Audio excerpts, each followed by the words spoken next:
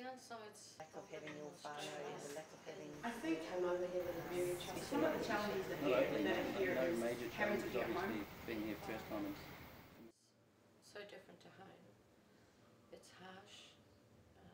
You know, we're dealing with snakes and... well, the downsides of living in Australia is, or are, the main one is the environment is so different to home. It's harsh. You know, we're dealing with snakes and lizards and all different creatures that we're not used to. The heat, just adapting, I think, to the environment. There's a lot of mahi there, but there's no accommodation. And like for us, you know, we have a contract with Rio Tinto that, like our particular household, you're only allowed 4 people in the whare, so we get whanau, you know, at home that all want to come here, and they have a wrong perception of, oh, you know, we could go there and work in the mines, we can make a lot of money. Yeah, that's all good and well, but they don't understand that the living conditions are hard. You can't get accommodation at all unless it comes with your job, or if a house does come up for rent, which is very rare, you're paying, looking at 2,000 a week. Trying to adapt to the different cultures of the tangata whenua that live there. There's some things that I don't really like to talk about, you know, how they feel about the different... Well, there's a lot of race issues, I must admit, but I won't go into that. It's just different, I think. The lack of having your whanau, the lack of having, especially raising a family here with the children, yeah, not only the support of having, like maybe my mother to help, but massive gap in the kids, like, what, I can't think of the right word, it's not their education, but it's like that, isn't it? It's, yeah, well, they've missed out on a lot, I think, and that's huge. Yep. Personally, it was really difficult at first when I only had Ari as a little boy, so I was a single mum here for a few years, and that was difficult, particularly in regards to, you know, trying to support us, trying to work and not having whanau to help with childcare, really. Come from that situation back home where, you know, he was in kohanga and also had, you know, a couple of sets of grandparents close by, to yeah, just about having nobody. But I'm a pretty independent kind of a person, and basically if you're going to move away from your support base like I did, then you have to create a new one. So that's what I did over time in little farming town, little community of Ongarup. I ended up with a lot of very good friends, particularly a few of my closest girlfriends are Maori girls as well, and they were there as a family. They had their mum too. I was envious of them at times, the ease with which they were able to do stuff, but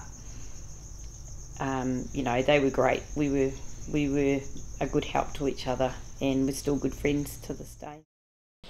Trust. We come over here with a very trusting nature, and people's word back home was, you know, what they said you got, and I'm talking about employment wise here, plenty of jobs out there, but some of the people that employ you here don't tell you the whole truth.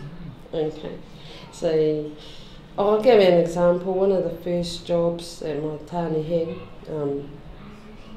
didn't pay him for a few weeks and was always going to pay him the next week or the following week or something. So they shut down. The boys wouldn't drive the trucks, and so they closed it. And that was an experience, because usually when people say something's going to happen, it's going to happen. Well, that's the background we come from. And they got then, they didn't get any of the money owing to him. He had 4 children in a big country, but yeah, in saying that, ladies, you can bounce back really fast, you know. Not everybody's like that, but that was one of the main struggles we had because we were too trusting and we took everything on what they said we did, you know. Some of the challenges that are here is having to get home for tangis or any sort of special event. It's really expensive to try and get home, you know, and you want to be there, but sometimes you just can't be there. Yeah, I find that very hard, you know. Starting off anywhere again is gonna present some challenges. So obviously finding work. So if you've done your research prior to coming over, that definitely helps. But yeah, one of the major challenges I had was, and it's really not that major. Like I looked for a job for maybe 3 weeks when I got here. Got one. Seems like a little while back home, but like over here it's not too long. Like you're never out of a job for too long. Yeah. It's always the starting out thing. Yeah, starting out. You know, if you come over with family, it's kind of cool because you get to live with family. I mean, we lived with my auntie and uncle for the first year, my daughters and I. So we were the house of 10 because that's how many of us were living in their house.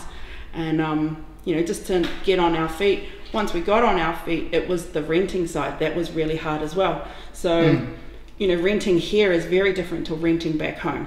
You have to actually sign contracts and these contracts tie you in for 6 months, what, 3 months, 6 months, 12 months, you know. And if you want to leave that house because you don't like the area, you have to pay it out. It's very expensive. So you've got to do lots of homework. And when you do go find a rental and you have to go to all the open homes, there's like 60 other couples at the same rental place looking for the same place, and half the time those people are trying to outbid you. You know, so your rent might be $400 a week. Someone will come along and say, "I'll give you $500 a week." You know, how can you compete with that? That's been the most challenging is renting. Yeah, and trying to get home, finding a stable base. Yeah, and then you always have that. Oh, I miss my friends. I miss my mom. I want to go home. You know, it's a long way to get homesick. Yeah, so you just sort of find that you work hard just to try and distract yourself from feeling that way. Not overly. No major challenges. Obviously, being here first time, and for me having jobs I didn't necessarily want to do, but that's just like anywhere. But I've never